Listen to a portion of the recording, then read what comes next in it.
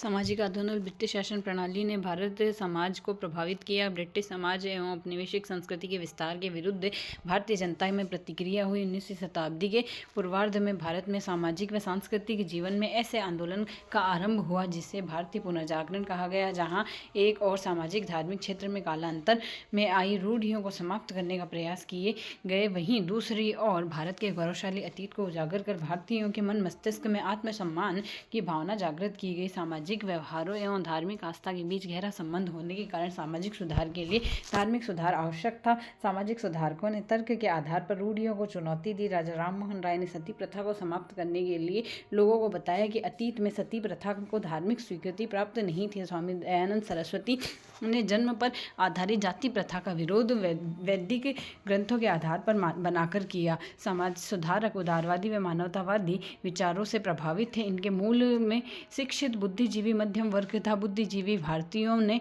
देश में की दुर्दशा व पिछड़ेपन के कारणों को खोज कर देश में उत्थान करना चाहा। ब्रह्म समाज, आर्य समाज, रामकृष्ण मिशन जैसे सामाजिक आंदोलनों के माध्यम से समाज व धर्म में सुधार के प्रयास किए गए। सामाजिक आंदोलन का उदय निम्न प्रमुख कारण थे। अंग्रेज व्यापारियों के साथ ईसाई पादरी तथा धर्म प्रचारक 1813 ईस्वी के बाद बड़ी संख्या में भारत आने लगे। ईसाई मिशनरियों ने हिंदू धर्म की आलोचना कर भारतीयों को ईसाई बनाना प्रारंभ किया। धर्म एवं संस्कृति की रक्षा के लिए धार्मिक सामाजिक आंदोलन आवश्यक प्रतीत होने लगे। भारतीय समाज में कालांतर में आई बुराइयों को समाप्त करने व ईसाईकरण को रोकने का प्रयास किया गया।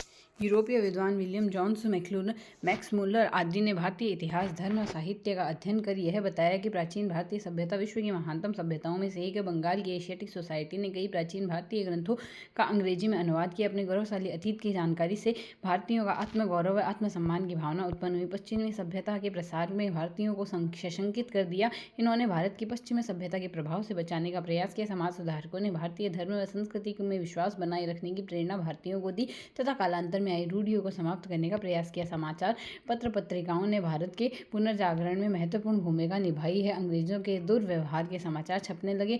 समाज सुधारकों ने पत्र पत्रिकाओं के माध्यम से समाज में जागृति उत्पन्न की। अंग्रेजी शिक्षा प्राप्त शिक्षित मध्यम वर्ग का उदय हुआ। इन्होंने पश्चिमी समाज में के अध्ययन तथा वहां चल रहे समाज परिवर्तन की जानकारी के आधार पर भारतीयों में सामाजिक समानता व एकता की भावना का प्रचार किया। ब्रह्म समाज व राजा राममोहन राय। 19वीं सदी में सामाजिक धार्मिक सुधार आंदोलन बंगाल में राजा राममोहन राय के नेतृत्व में प्रारंभ हुआ। राजा राममोहन राय बंगाल के नवचेतना व क्रांति के अग्रदूत, भारत के नवजागरण का अग्रदूत, सुधार आंदोलनों का प्रवर्तक एवं आधुनिक भारत का पहला नेता कहा गया। इसकी हिंदू धर्म मौलिक सिद्धांतों एवं दर्शन में आस्था थी। ये कालांतर में हिंदू धर्म व समाज में आए आडंबरों को समाप्त करना चाहते थे। वैज्ञानिक दृष्टिकोण, मानव गरिमा, सामाजिक समानता आदि विचारों को अपनाकर मानव का सामाजिक, सांस्कृतिक, राजनीतिक व धार्मिक पुनरुत्थान करना चाहते थे। राजा राममोहन राय का जन्म बंगाल के राधानगर में ब्राह्मण जमींदार के परिवार में हुआ। इन्होंने हिंदू, इस्लाम, ईसाई आदि धर्म व अनेक प्रमुख महत्वपूर्ण ग्रंथों का गहन अध्ययन किया। ये अंग्रेजी, फ्रेंच, जर्मन, लैटिन, हिब्रू आदि कई भाषाओं के जानकार थे। इन्होंने ईस्ट इंडिया कंपनी की नौकरी की, किंतु बाद में त्यागपत्र दे दिया। इन्होंने अपने विचार के प्रचार के लिए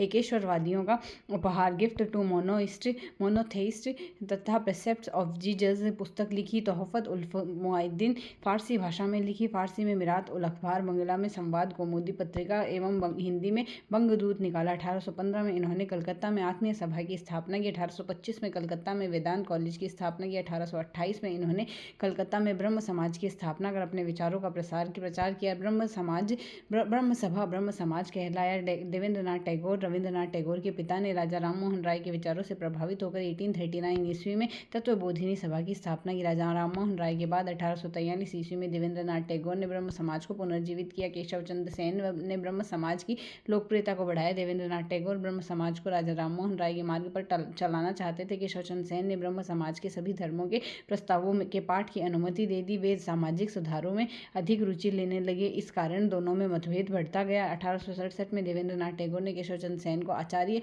के पद से हटा दिया। ब्रह्म समाज दो भागों में बट गया। देवेंद्रनाथ टैगोर का समाज आदि ब्रह्म समाज कहलाया तथा केशव चंद्र सेन का समाज भारत का ब्रह्म समाज, भारतीय ब्रह्म समाज कहलाया। केशव चंद्र सेन ने बाल विवाह का विरोध बड़ी दृढ़ता से किया, किंतु इन्होंने 13 वर्षीय अल्पायु बेटी का विवाह बहुत बड़ी उम्र के कूच बिहार के राजा से कर दिया। इस प्रकार इनके कुछ अनुयायी इनसे रुष्ट हो गए। वे 1878 ईस्वी में केशव चंद्र सेन ने भारत का ब्रह्म समाज में फूट पड़ गई।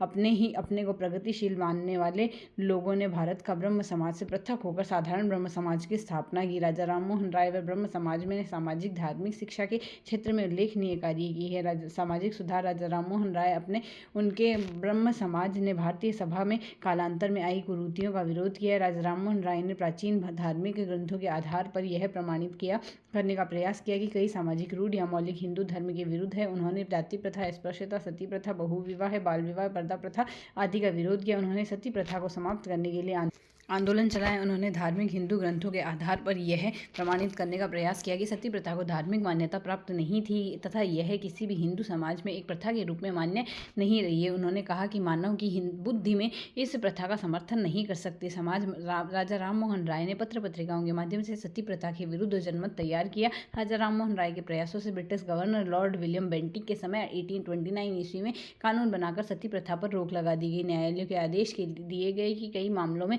मानव हत्या के अनुसार मुकदमा चले व दंड दिया जाए। प्रारंभ में यह नियम केवल बंगाल के लिए था। 1830 में इसे मुंबई व मद्रास में लागू किया गया। राजा राममोहन राय एवं ब्रह्म समाज ने सामाजिक कुरीतियों का विरोध करते हुए स्त्रियों की स्थिति में सुधार के लिए विधवा पुनर्विवाह का समर्थन किया। उन्होंने स्त्रियों को आर्थिक अधिकार देने की बात की, स्त्री शिक्षा के प्रयास किए। ब्रह्म समाज में बालिका विद्यालय की नींव डाली। धार्मिक सुधार राजा राममोहन राय ने एक ब्रह्म एकेश्वरवाद का उपदेश दिया। उन्होंने वेद, उपनिषद आदि के माध्यम से इस बात को प्रमाणित करने का प्रयास किया कि हिंदू धर्म के मौलिक ग्रंथों में एक ब्रह्म की बात कही गई। उन्होंने निरर्थक तांत्रिक अनुष्ठानों व आडंबरों का विरोध किया। उनका विश्वास था कि वेदांत दर्शन भी तर्क शक्ति का आधारित है। राजा राममोहन राय ने कहा कि यदि कोई दर्शन, परंपरा आदि तर्क की कसौटी पर खरा न उतरे तो वे समाज के लिए उपयोगी न हो तो मनुष्य ने उन्हें त्यागने में हिचकिचाना नहीं चाहिए। इन्होंने ईसाई धर्म में व्याप्त अंधविश्वासों की भी आलोचना की। राजा राममोहन राय विश्व के सभी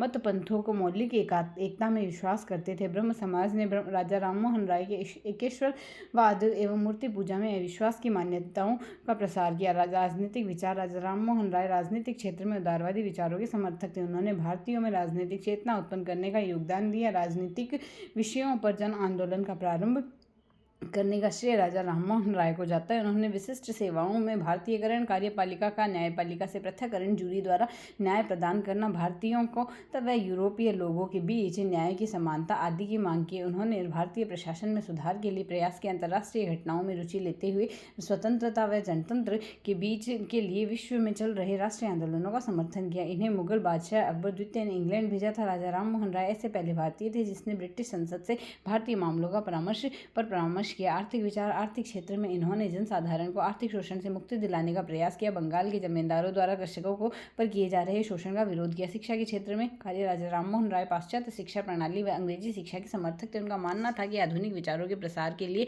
आधुनिक शिक्षा आवश्यक।